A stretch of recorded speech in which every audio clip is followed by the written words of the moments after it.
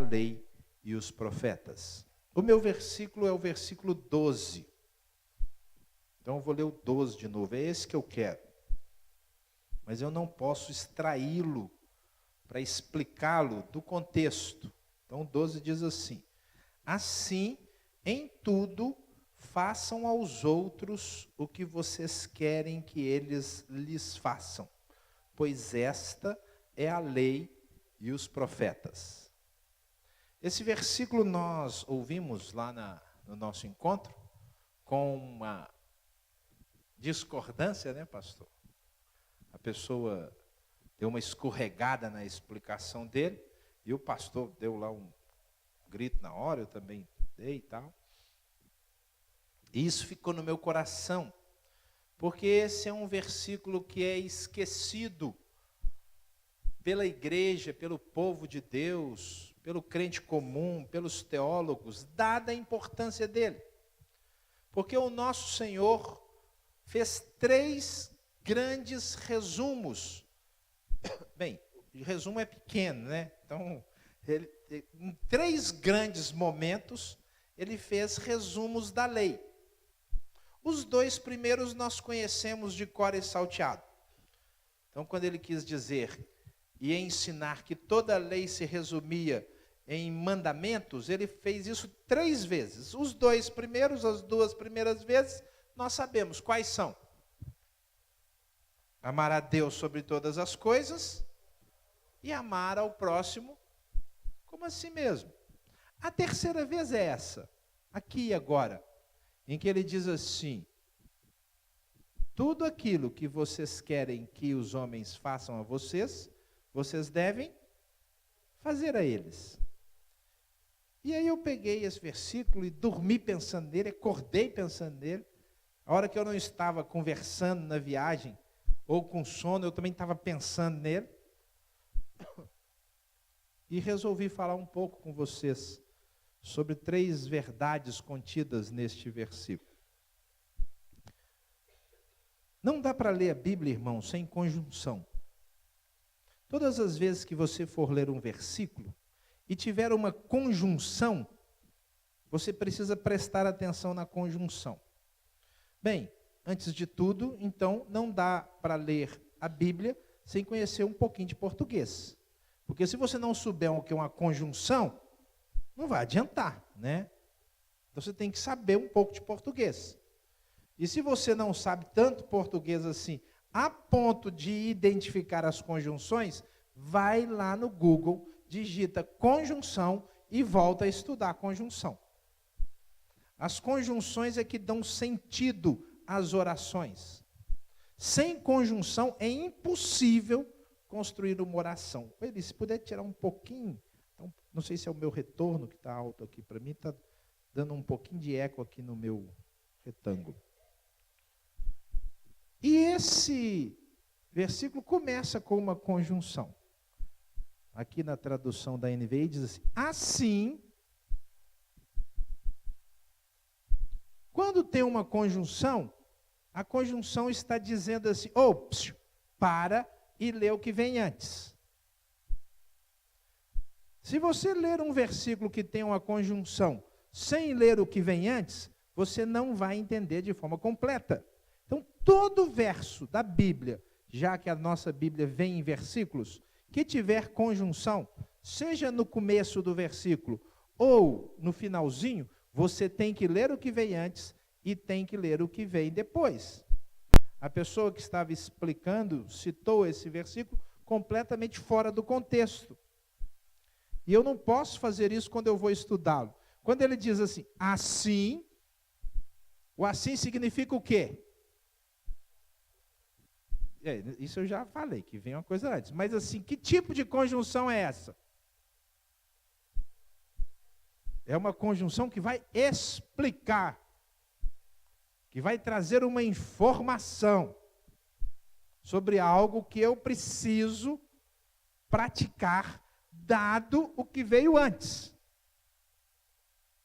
De forma que esse terceiro resumo da lei exige que eu entenda o que veio antes. E o que veio antes é: peçam e lhes será dado. Busquem e encontrarão. batam e a porta lhes será aberta. Pois todo o que pede recebe, todo o que busca encontra, e àquele que bate a porta será aberta. Esses versículos 7 e 8, quando você os ouve ou os lê, qual é a primeira coisa que vem na sua cabeça? Pergunto-lhes. O que eu peço eu recebo. Tem que ter objetivo. Ação. Ação de quem? Nossa. Esse lado aqui está calado. Ninguém fez oração na hora da oração. Ninguém fala nada. E aí? Confiança. Perseverança. Todas estas coisas estão no texto, irmãos. Todas. Mas na realidade, o que esse texto quer dizer, em primeiro lugar, é que Deus dá. Deus dá. Você pode pedir, você pode bater, porque Deus dá. Ele vai explicar isso no 9, olha que interessante. Qual de vocês, se seu filho pedir pão, lhe dará pedra? Ou se pedir peixe, lhe dará cobra? Se vocês, apesar de serem maus, sabem dar boas coisas aos seus filhos, quanto mais o Pai de vocês, que está nos céus, dará coisas boas aos que lhe pedirem.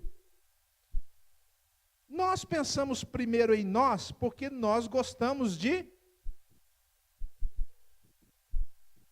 Esse é o nosso problema, irmãos.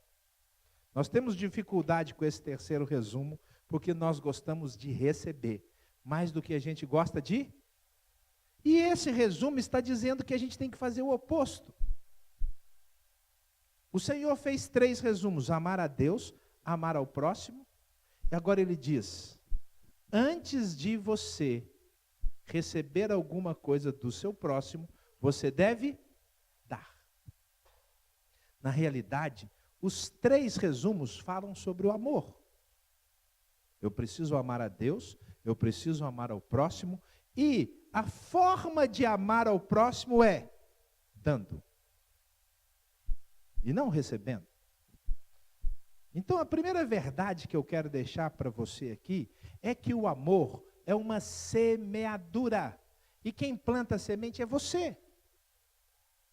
E se as coisas não estão indo bem nos seus relacionamentos, o primeiro culpado é você, que não planta a semente certa.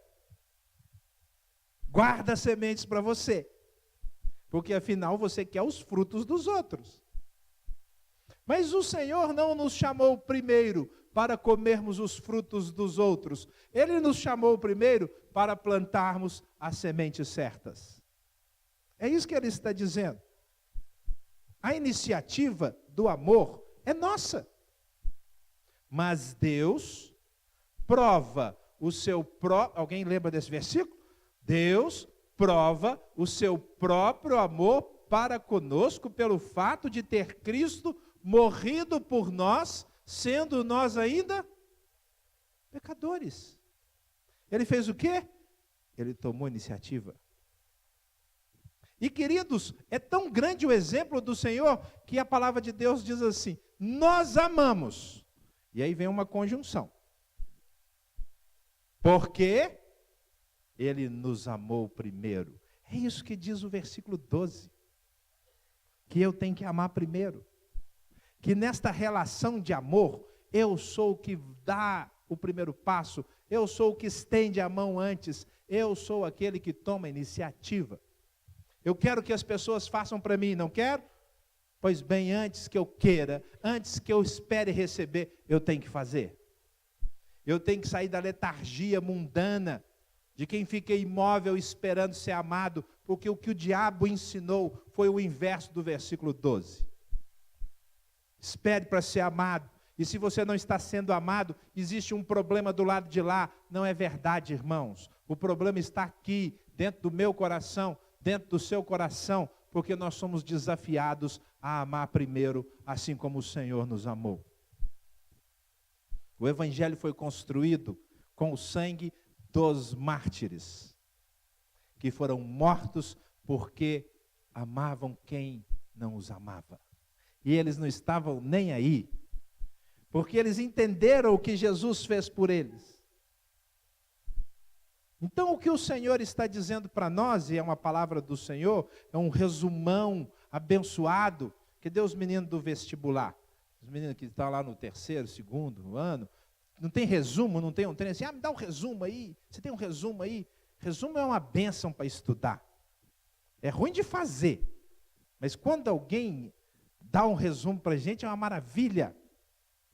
O Senhor está dando. Ele está dizendo, se você quiser viver uma vida abençoada, entender a essência do cristianismo, ame a Deus, ame o próximo e ame primeiro. Plante a semente primeiro. Essa é a primeira verdade. Nós somos desafiados a amar primeiro. Você quer que alguém te ame? Então ame primeiro. Mas eu amei primeiro e só recebi cara feia. A gente é reclamão, né, irmãos? Misericórdia. Eu vou falar a verdade. Eu estou cansando de gente que reclamona. Estou cansando. Eu tenho mais uns 50 anos para aguentar a gente reclamando. Depois eu não aguento mais. É verdade. No céu eu não quero nem ninguém reclamando. Né? Porque aqui na terra, irmãos, mesmo que você fique cansado, vai ter gente reclamando. Vai ter gente que sempre enxerga o lado ruim. Sempre enxerga o copo meio vazio. Você pede, me dá um copo d'água, a pessoa te dá assim, fala, mas só isso? Ela sempre enxerga o que falta. Não tem gente que só enxerga assim? Misericórdia. Então, sempre alguém vai reclamar. Sempre. E parece, nós fomos vacinados lá no encontro para a gente ficar velho sem ficar rabugento. Porque a pessoa vai ficando velha e parece que o copo vazio vai ficando cada vez maior. Porque sempre tem mais coisa para reclamar. Sempre. Não, irmãos, nós amamos. E quem ama está satisfeito, está suprido. É isso que o Evangelho ensina. Amar já alimenta a nossa alma, satisfaz as nossas necessidades espirituais. E quem ama intensamente nem precisa ser amado. Esse é um mistério do Evangelho que o nosso Pai nos ensina, porque Ele ama cada criatura desse planeta, cada ser humano que Ele fez a sua imagem e semelhança, e a maior parte desses seres humanos sequer dão um bom dia ou uma boa noite para Ele. Mas Ele continua amando. Então, primeira verdade, o Senhor nos chama para tomarmos a iniciativa. Segunda verdade, iniciativa de quê? Nesse resumo terceiro, não o primeiro que você já conhece, não o segundo, mas no terceiro, que muitos de vocês provavelmente não tinham notado, aquilo que quereis que os outros vos façam, fazei-o vós também a eles. A segunda verdade que eu quero destacar é fazer o quê? Assim, em tudo, né, eu decorei na versão Almeida Revista e Atualizada, mas a NVI mudou. Assim, em tudo, façam aos outros o que vocês querem. Mas nós estamos falando de verdades bíblicas que Jesus ensinou sobre como Deus age. E o assim remete ao que Deus faz. O assim, a conjunção que vem logo no início, diz como Deus nos trata. Irmãos, e o que é que o Senhor faz por mim e por você? Qual é o verbo destacado nos versículos anteriores? O Senhor dá. Ele dá. Ele é doador. Então, este resumo terceiro diz assim: eu tenho que tomar iniciativa para com o meu próximo e eu tenho que dar. Na realidade, a maior definição, explicação de amor é dar. O versículo mais conhecido da Bíblia no planeta é João 3,16. Se você não conhece João 3,16, Se você não sabe de cor, João 3,16, decore até acabar o culto. Porque o Senhor vai perseguir você. Se você sair daqui sem saber de cor, João 3,16. Porque é um dos versículos mais básicos da Bíblia. Porque Deus amou ao mundo de tal maneira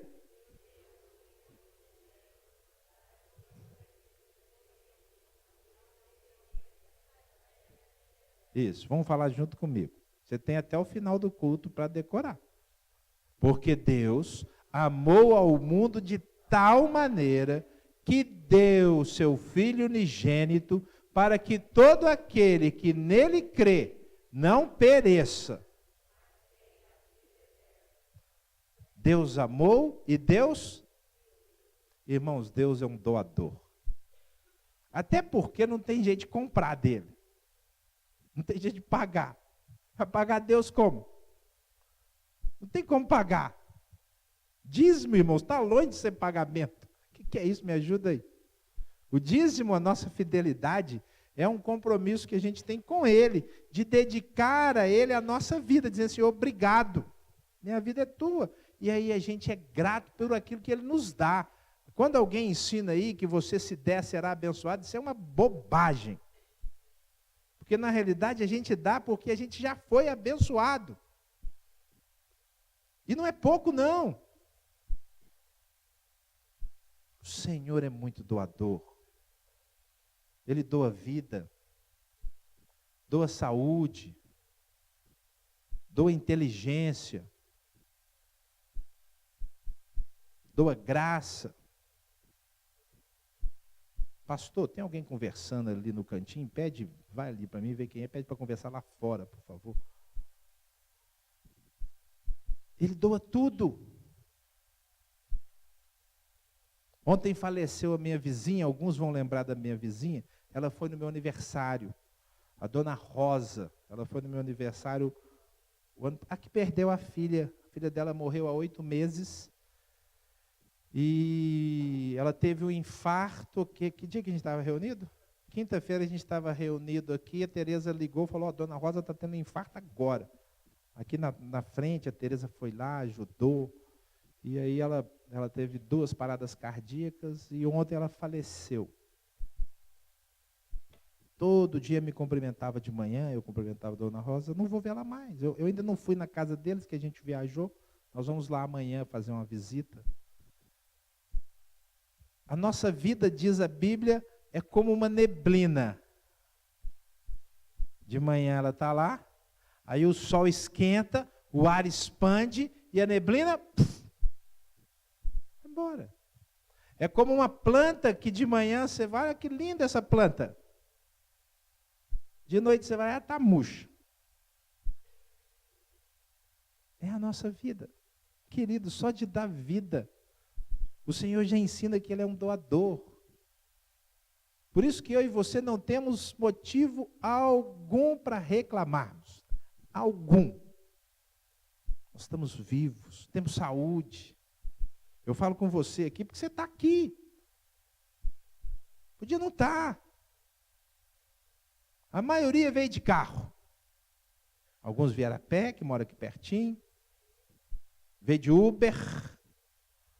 Né? Mas mesmo que fosse de ônibus.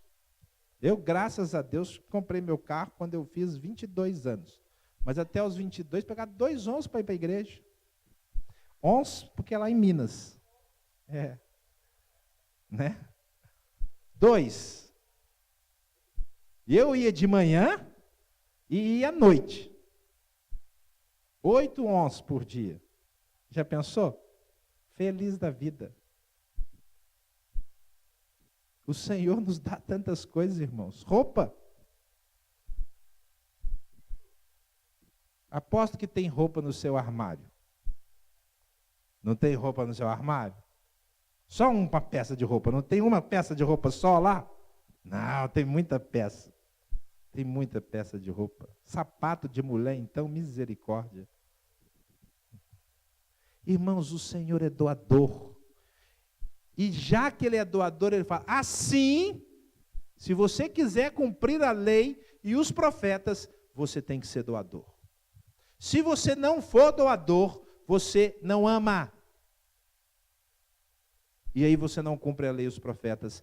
E quem não cumpre a lei e os profetas, vai para o inferno. Com carteirinha de igreja. A nossa não tem carteirinha, mas vai para o inferno também. Ah não, pastor, eu fui batizado nas águas. Você pode ter sido batizado na água que for, do Rio Jordão. Pode ter recebido o dom de línguas. A palavra de Deus diz que se você não ama, se você não é capaz de dar um copo de água fria, se você não é capaz de fazer uma visita, se você não é capaz de abrir a sua casa, se você não é capaz de atender a necessidade do necessitado, o Senhor vai falar assim, não te conheço. Sabe por quê, irmãos? O Senhor conhece os doadores. O Senhor conhece os doadores. O meu terceiro ponto, que eu vou encerrar daqui a pouco, eu não sirvo para falar, irmãos. Eu gosto tanto de falar, que eu fico com vontade de falar o que eu vou falar daqui a pouco, antes de falar na hora certa. Dá para entender? Que maluquice. Precisava de um psiquiatra mesmo. Eles arrumaram um psiquiatra e uma psicóloga para falar com família de pastor, porque é tudo doido. Entendeu? Aí eles arrumaram o psiquiatra e a psicóloga, e eles eram mais doidos do que a gente. E onde é que eles colocaram a gente? Meu Deus, o que é isso que eles arrumaram aqui para a gente? Mas foi uma benção, foi uma benção. O terceiro ponto que eu vou falar daqui a pouco é sobre a simplicidade, porque a simplicidade é doar. Isso é evangelho. O que ele está dizendo aqui é que se eu quiser cumprir o evangelho, eu tenho que ser um doador. Se você não é doador, se você não sabe abrir o seu bolso, se você não sabe dispor do seu tempo, se você não sabe dispor e colocar o seu conhecimento para a utilização dos outros, se você não sabe deixar os seus dons serem usados pelas pessoas, você não conheceu a Jesus Cristo. Porque Jesus Cristo é um doador. A minha vida, diz ele, eu espontaneamente a dou. Irmãos, ele dá a vida. E a gente não quer dar o dízimo. Ah, não quero ir na igreja. Tem um pastor amigo meu lá de São Paulo, um pastor e um missionário. Quando eles vieram aqui, nós estávamos conversando. Falei, ô pastor, e lá em São Paulo, que horas que é o culto? Já o culto agora lá é só de manhã. Ah, por quê? Ah, porque a casa do pessoal fica muito longe da igreja, e ficar atravessando a cidade para ir na igreja 2 vezes por dia, dá muito trabalho. Falei, mas não é só uma vez por semana? Falei, é, mas dá muito trabalho. Falei, mas eles não vão trabalhar? Todo mundo mora perto do trabalho em São Paulo? Seus membros todos moram? Não, muitos têm que atravessar a cidade. Eles fazem 5 vezes por semana. Atravessa a cidade para ir trabalhar. E não pode atravessar a cidade para encontrar com o irmão. Com a irmã, o trânsito é menor, não tem rodízio. Eu não entendo, irmãos, o evangelho está ficando cada vez mais difícil, porque os cristãos estão ficando cada vez mais egoístas, autocentrados, eles querem, eu quero receber, não é do meu jeito, ficou difícil. Mas o evangelho é difícil mesmo. O caminho é estreito, a porta é estreita, não é esse evangelho mundano. O evangelho é para quem entendeu e está disposto a doar. Por isso que o Senhor falou assim, é difícil um rico entrar no reino dos céus. Irmão, sabe por quê? O rico ele não quer doar. Sabia disso? Que a classe A é uma das classes menos doadora que existe. São presos no dinheiro. O resumo do evangelho é o amor que doa. E para a gente encerrar,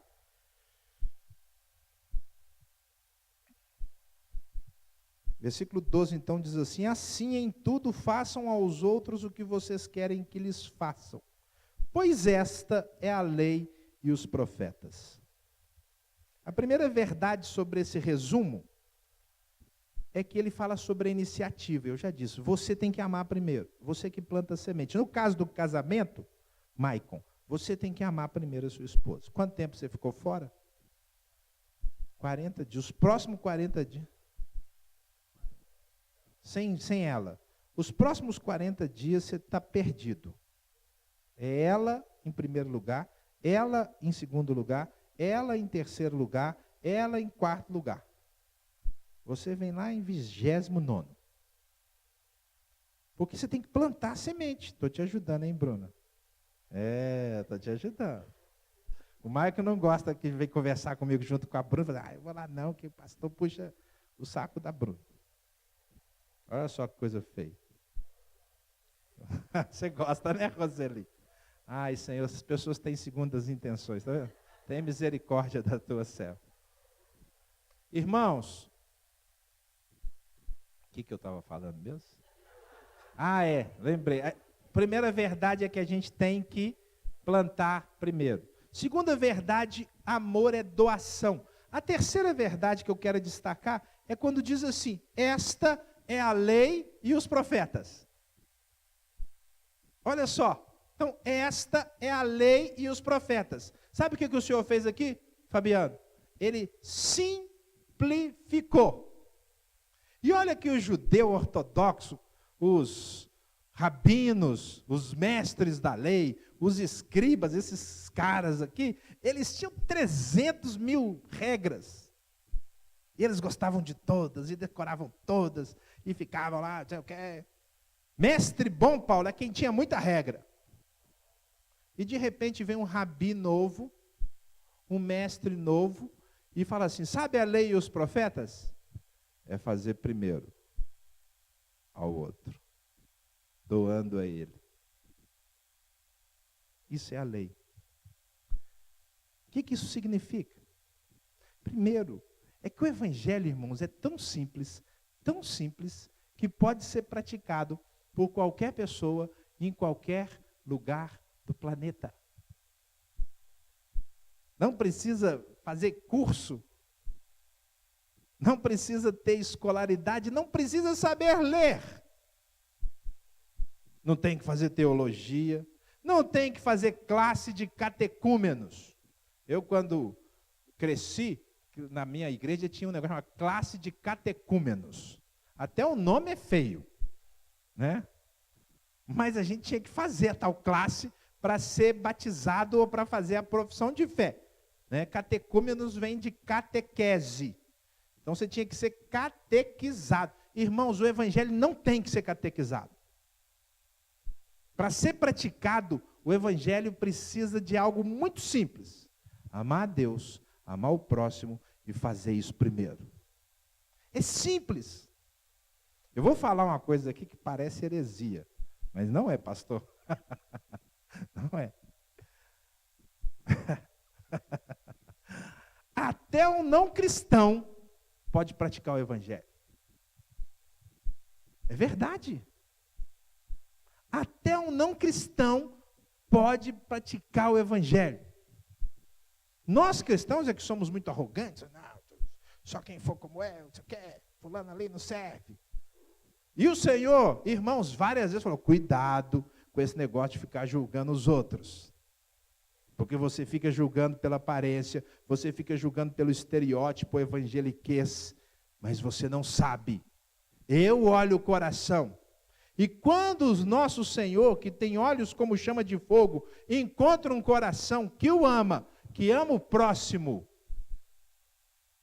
e faz isso primeiro, ele encontra um coração que o agrada. E ele nunca vai rejeitar essa pessoa. Nunca. Pode ter até umas heresias lá na vida dessa pessoa, pode ter umas distorções, mas se essa pessoa tem a essência, se essa pessoa é doadora, se ela não espera ser amada para amar, e se ela encontrou Deus, ela vai ser aceita. Isto quer dizer de cara que ateus não vão para o céu. Ah, mas eu conheço um ateu tão bonzinho. Ele ama, mas não vai para o céu, porque ele vai falhar na primeira parte do resumo.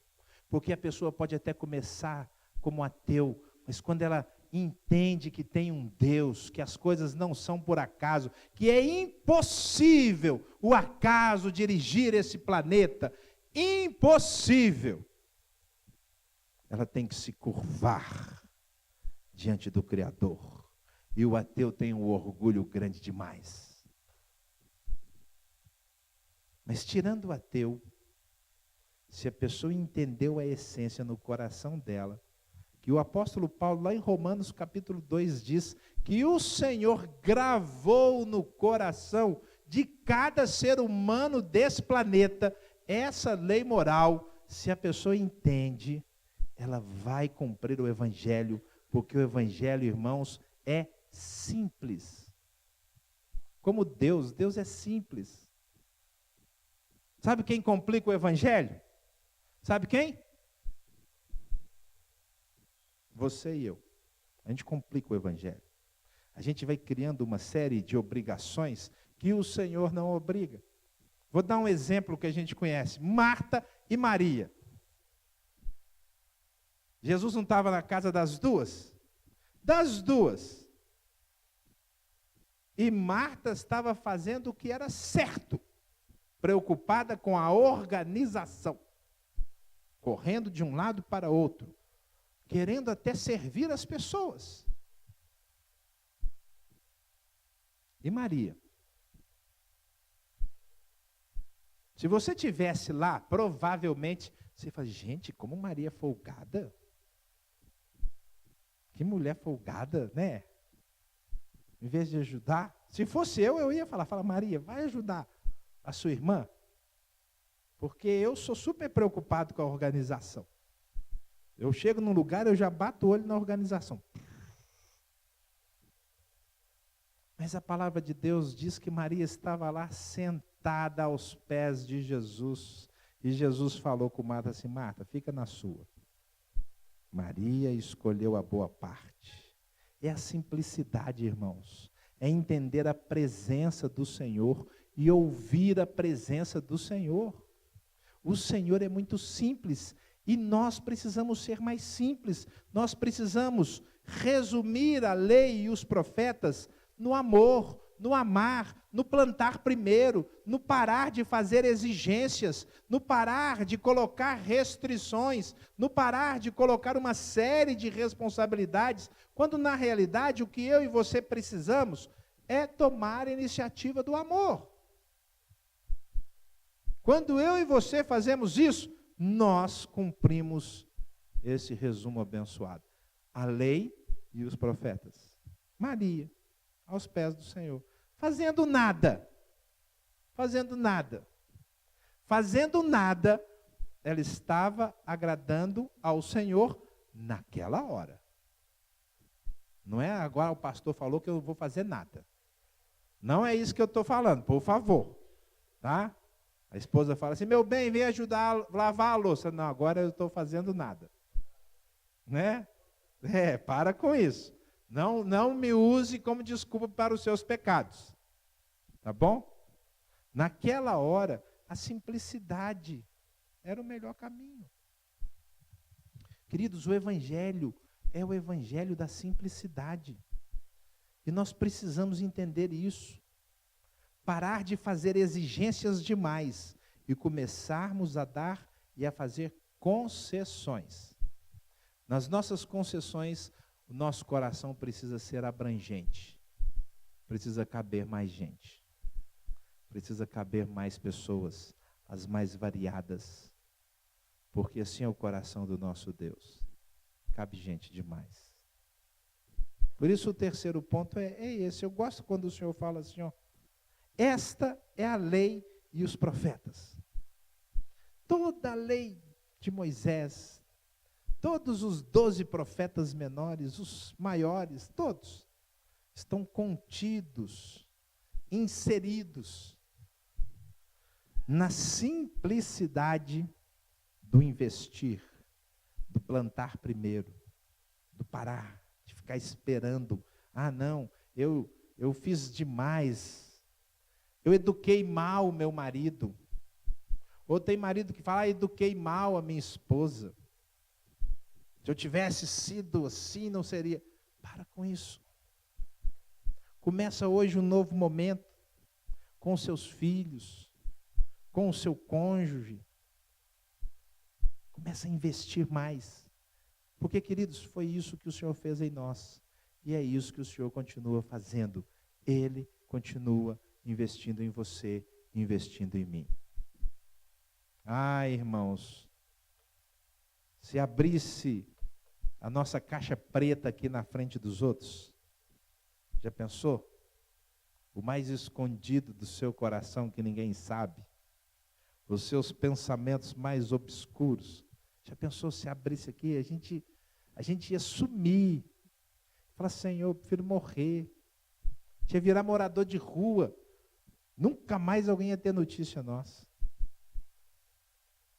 Mas o Senhor nos protege, porque Ele sempre dá uma nova chance.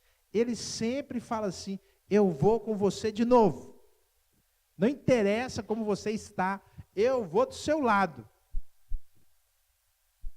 Até formar em você a estatura de Jesus Cristo. Eu tenho buscado o avivamento na minha vida e o quero na minha igreja. Porque o que eu quero, irmãos, de verdade, é parecer com Jesus Cristo.